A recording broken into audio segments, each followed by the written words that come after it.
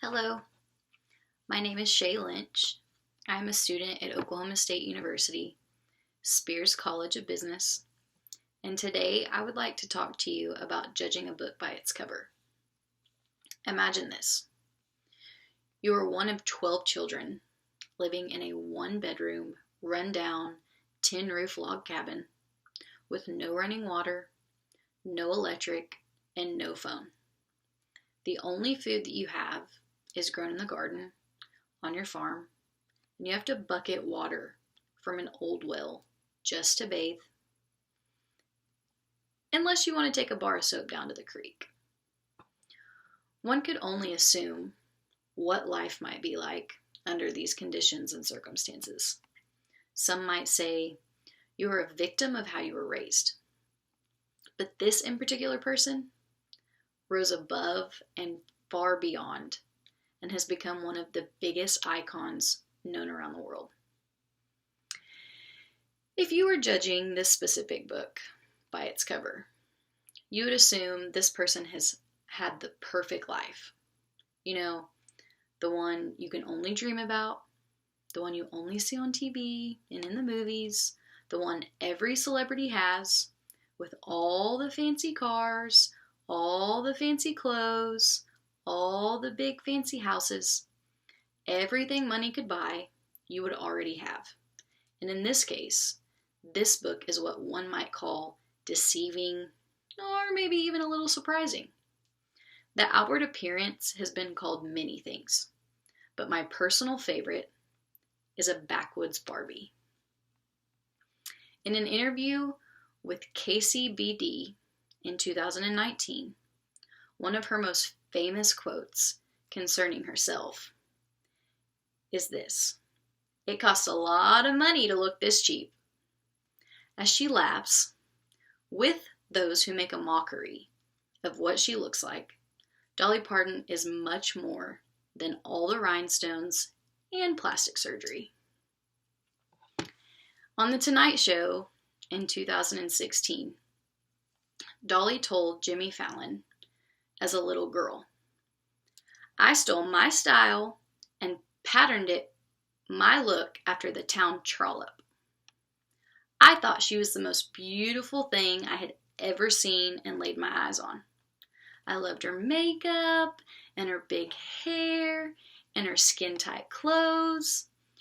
She impressed me so much that it led my childhood experience to a lifelong obsession with glamour and plastic surgery."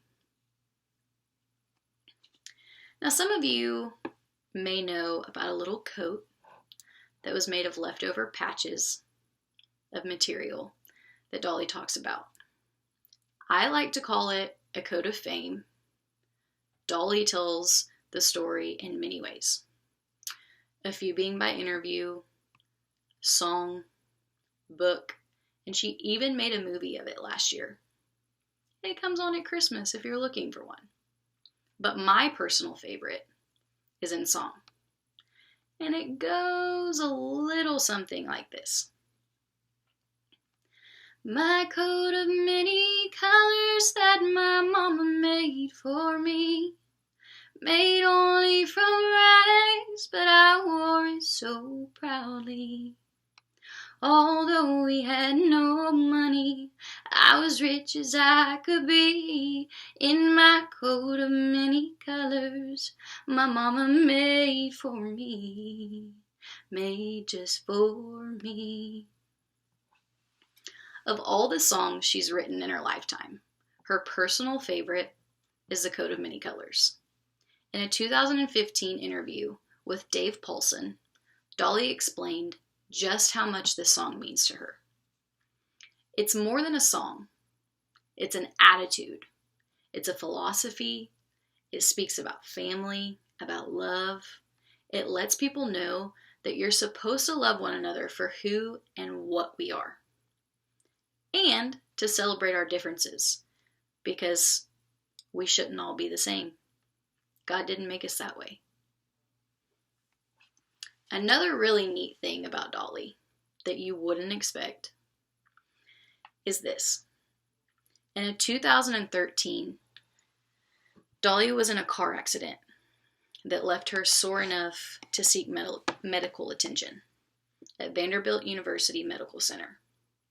The Washington Post released an article on November 18th that explains how Dolly's first ever car accident, led to a friendship that would eventually help save the world in the middle of a pandemic.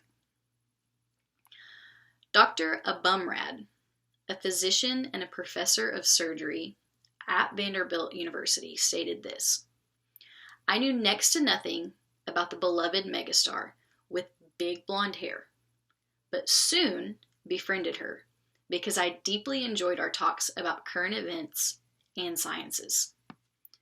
Their bond of nearly 7 years received worldwide attention after revealing that Parton had donated $1 million to the Vanderbilt community to coronavirus research in honor of the doctor himself, partially funded in the biotechnology for Moderna's experimental vaccination, which earlier in November found that 95% of this vaccination is effective at preventing the illness.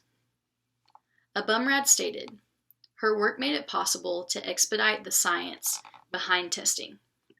Without a doubt in my mind, her funding made the research toward the vaccine go 10 times faster than I would have without it." Abumrad's son speaks on behalf of his father and his relationship with Dolly Parton like this: "He has spent his entire life dedicated to helping people around him. And finally, for the first time, he has found someone who has famously done just the same." Beneath the wig, there's a really intelligent brain. And underneath the boobs, there's a really big heart. I hope that you leave today and this TED Talk reconsidering before you judge anybody by their cover, because you may be surprised to find that they're a real good book.